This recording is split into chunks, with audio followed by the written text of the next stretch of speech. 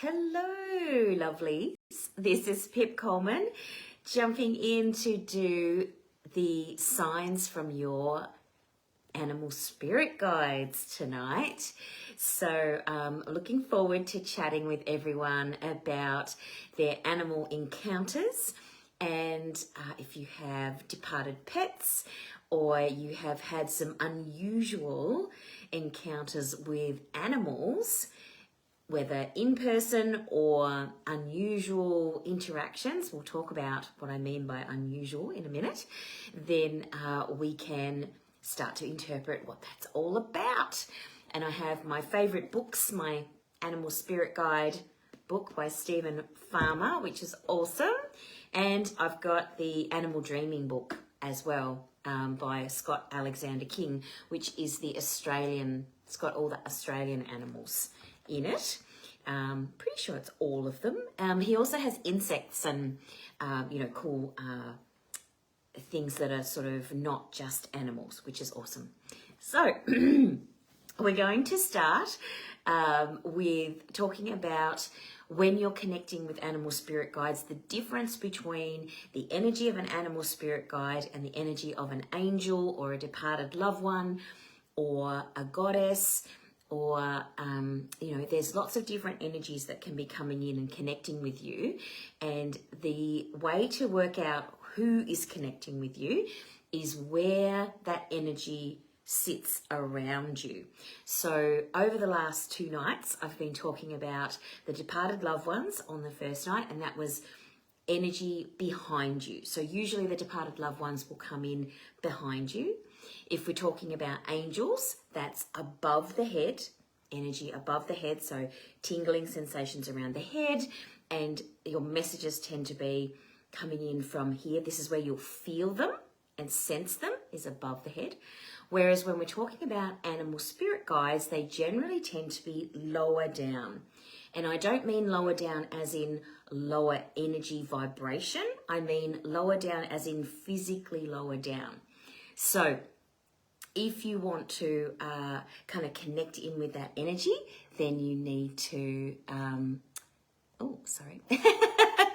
something weird there. Anyway, if you want to connect in with animal spirit guide energy, then it's usually lower down around, towards the ground, because they're more grounded energy. So if you're wanting to connect with animal spirit guides just in general, they are best for when you're wanting to be grounded, when you want to be more connected to nature, when you want to feel a little bit more aligned with the universal forces of the cycles of the planet, if that makes sense. So I'm just going to refresh my screen so I can see your comments, because it's kind of helpful to know when we are talking about angels and animal spirit guides, where they are around your body, so that you know if you get a message, you can go, this is actually because, here we go, there's your comments. So yes, hello to everyone who's coming in. So Kerry, Susie and Gillian, hey, welcome. It's good to have you here. So as I was saying, there's a difference when you're connecting in with getting messages from your divine guides. The feeling of it is different. So depending on who it is that's giving you the message, which makes sense, because if you were meeting with different friends or work colleagues or family members, the energy of that person is going to give you an indication of whether or not you like them or not. And they always say that the body language and the energy of the person is the thing that you actually respond to, not the words the person says.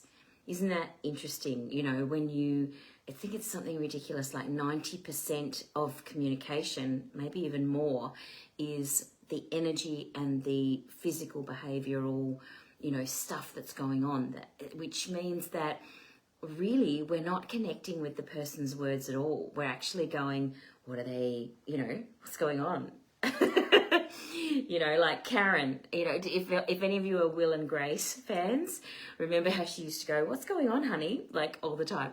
There is so much more going on when we're talking about connecting with our divine guides than just the words that we hear or the messages that are downloaded to us. It's all about the feelings. It's all about the sensations. It's all about trusting your intuition and your gut, right? So so let's talk about connecting with animal spirit guides in terms of how they speak to us.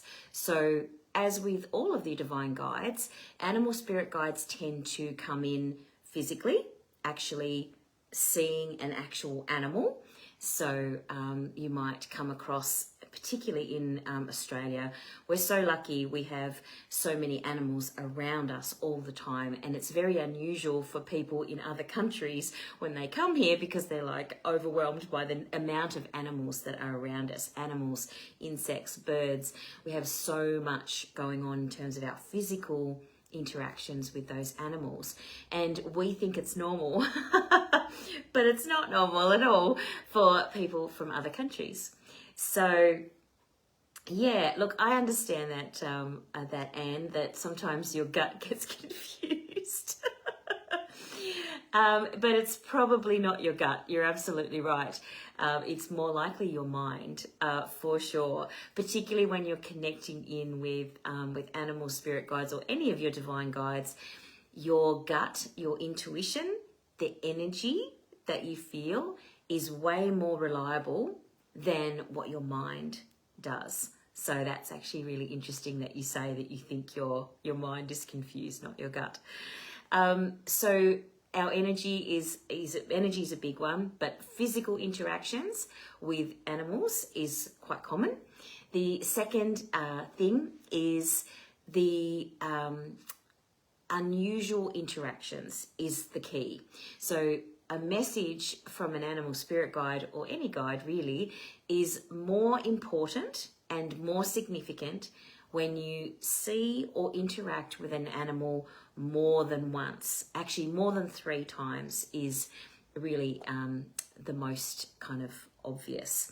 So if you have, let's say for example, and it doesn't have to be, a cat that you see 3 times. It could be, although that is significant too, they're like really trying to get your attention if they're, if there's a cat walking across your path 3 times. But if you see a cat, then you are at a cafe and someone's talking about a cat, and then in the next minute you are watching the TV and there's a whole program about cats, that's 3 significant interactions with cat energy. And so then it's worth asking the question, what is it that cat has to tell me? So for example, the other day I was riding my bike and I saw 3 in a row. Over the course of my ride, I saw 3 kangaroos. So that's significant. They've actually made themselves visible to me, 3 of them in a row. Kangaroos are all about moving forward, because kangaroos cannot move backwards. It's actually physically impossible for them to go backwards because of their feet facing forwards and their tail. So a kangaroo, in any of the different iterations of kangaroos or versions, species, they're all about moving forward. And then each of the different species does have their own special kind of message around that, where they are and where they live and that sort of thing. So a paddy melon will have a different message than like a swamp wallaby, that sort of thing. Whereas generally kangaroos are definitely all about moving forward. The other one that's really good for moving forward, which I think is interesting, is on the same day as I saw the 3 kangaroos, I also saw a willy wagtail. And willy wagtails are all about motion because they're constantly moving. So again, movement, moving forward. So I got 3 kangaroos and then willy wagtail doing the that. And then he also was like kind of skipping ahead of me as I was riding my bike. So I thought that was interesting. Yes, I love kangaroos too, Anne. And then the other thing that happened was that there was an interaction of the kangaroo in on the TV. So I actually turned on the TV to watch Netflix, and there was this big thing, documentary about kangaroos. So it's 3 things that were telling me to move forward, to keep moving forward. Does that make sense? So if you've had some interactions with animals, what I'd like to hear is what animals have you been connected to, and whether you've had any unusual interactions with animals, because then I can give you a bit of a blur. I can have a look in the book and get a bit of intuitive hit on what it is that message is for you. So, willy wagtails, they are. That's interesting that they are lucky, because don't you love it when grandmas have things like that they say about animals? But yeah, a friend of mine actually wrote, one week I had willy wagtail come in so many times, and even a friend of mine wrote a poetry book, and in his poetry book he had 3 poems about willy wagtails. So again, there's the 3 again. And yeah, I love the willy wagtail. It's always makes me smile when I see them there. So yes, awesome. So maybe we should have a look see if willy wagtail is in the book. If anyone else has any interactions, remember it's unusual interactions with animals, or 3 times, 3 significant times. So wagtail is in here, page 203. And obviously I'm not going to have time to, read every single person's thing on the live, but I will answer all of your comments. If you write a comment in the live feed, I will go back and write a little blurb, and I can also take a photograph of the page as well. So we can definitely do that. So yeah, so wagtail in the Australian book, the Australian Animal Dreaming book, says it's all about motion. Doesn't matter how you do it, how you execute it, as long as it has a meaningful purpose. So wagtail is not just about motion, it's about meaningful motion, moving forward with meaning. So I guess that is kind of a little bit connected to luck. But it's all about awakening the cadence of timing, divine timing. I like that, cadence, what a great word. Jillian's talking about white owls. 3 of them on the side of the road. Wow, that is cool. There was a white owl flying beside my car one night. That was spooky because that was huge. Owls are amazing. And Port Arthur Ghost Tour, that's going to be... that's spooky enough as it is, let alone having 3 white owls on the side of the road. I love it. So owl is awesome. 182. Owl is interesting because... from an Aboriginal dreaming perspective, owls come up as about deception, which is, kind of an interesting twist on the energy of owl. But also remember what the message is for you specifically when you tap into that energy of that animal spirit guide and you ask them what their message is for you. It might not be what's written in the book. Remember, that owl or that energy of that animal's coming in specifically to give you a message at that time. So the gift of the owl is all about, because she chooses the night to hunt, and she's one of the few creatures that waits for the sun to come up before retiring. So yeah, she's all about letting go of, like, shedding light and looking at things and having clarity and not being deceived. So owl actually comes in to let you know, don't be deceived. It's kind of interesting. Owl can come in as a warning as well. But yeah, they're also gifted with night vision. So if they're actually really helpful for you to see past the deception. So So it's kind of interesting. Grandmas are knowledgeable, Anne. I like that. So, Susie, what are you talking about? Your dog. Oh, your dog passed over in 2016 and she smelt like popcorn. So when you smell popcorn, that's awesome. So very similar to what we were talking about with the departed loved ones. Departed animals can give you smells and as well that remind you of them. So departed animal loved ones are amazing like that. Same rules as departed humans.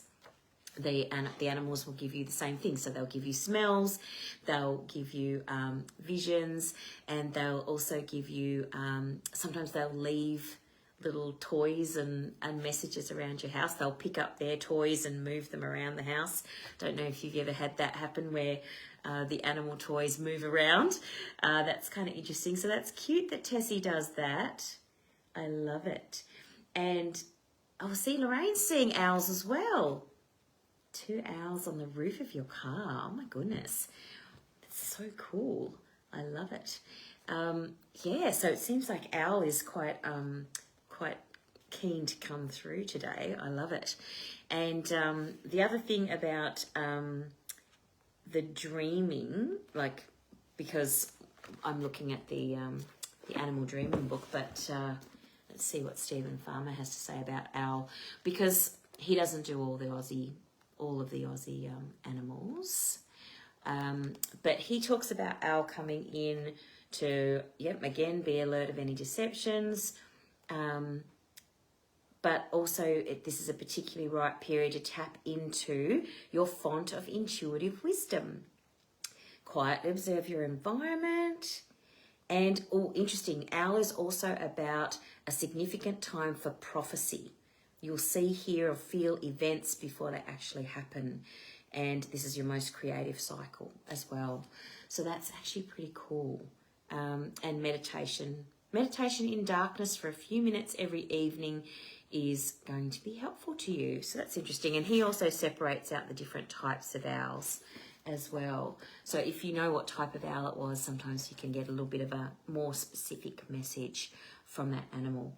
So Elaine is smelling smoke and you couldn't find anything. Yeah. With departed loved ones, they do tend to... was he a smoker? Was your dad a smoker? Because that can be why you smelt smoke. Or if you just like to burn fires, like my dad loves to do bonfires. You know how dads can be sometimes with bonfires. So it could be that as well, that he's like giving you that smell to remind you of him as well. Your bear. Sorry. And your cat was called Bear. That's cool. That's awesome. So cats are, you might find that you have, when you're thinking about your cat, you might find that you'll see other cats and you'll get other cat energy coming in when your departed cat is around you. So it's like a confirmation that they're there. Because you're seeing other cats, and so that then reminds you of the cat. And it's the same with the departed loved ones. They do the same thing. So, yes. So if anyone else has any other animals, feel free to share them with me.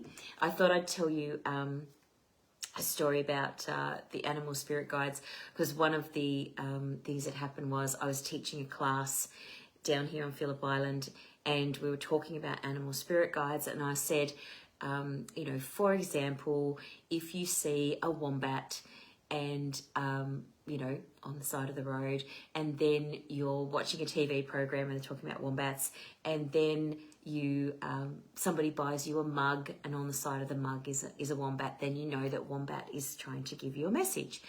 And the 2 girls who were in the class looked at me like I was just crazy, and they were very shocked. And they said, "How did you know about the wombat?" And I said, "What wombat are you talking about?" And they're like, "Well, on the way down here to Phillip Island, they drove from Melbourne to do the class, and they said, oh my God, there was a wombat running alongside our car." on the way down to Phillip Island. And I was like, oh my God, I was just using that as an example. So sometimes that happens where I will actually tap into somebody else's experience of the animal spirit guide, and then I'll be talking about it as an example, and it's like, oh, spooky. Yeah, oh, that's fantastic. I love it.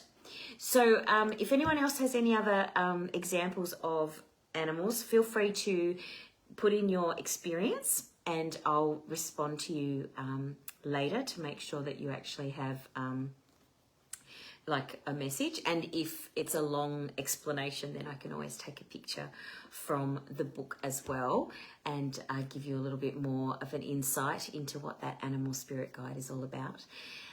Because one of the things that I have included in my Divine Alignment coaching program is I've included the animal spirit guides, because so many people have experiences with their animals and they want to know how to interpret those experiences. And as I say, the animal spirit guides are amazing for making us feel really grounded and comforted and solidly aligned in our bodies. So if you're ever feeling like you're a little bit sort of like woo-woo, like your head is, you know, too much up in the clouds, or you're just feeling like overwhelmed, like there's too much going on in your head, then animal spirit guides, you can do a meditation with them, or you can just go outside and spend time in nature, and that will actually bring you down, back down to earth. Kookaburra. Good question, Gillian. I do love Kookaburra, and I do find that Kookaburra generally comes in when we need to lighten up and laugh, be a bit more light-hearted. So, but Kookaburra generally, let's have a look here. I saw some Kookaburras the other day, but also Kookaburra is about healing the self. So it's quite a long description, but here it says, I always find that it's the bit that your person needs to hear, I find it straight away. So it says, taking responsibility for your own healing is probably one of the most confronting things you can do, especially if the intention is to acknowledge and release pent-up pain, confusion, and resentment. Kookaburras have a distinctive call that strongly resembles a human laugh, and that message of the Kookaburra is that lighten up, learn to laugh at yourself.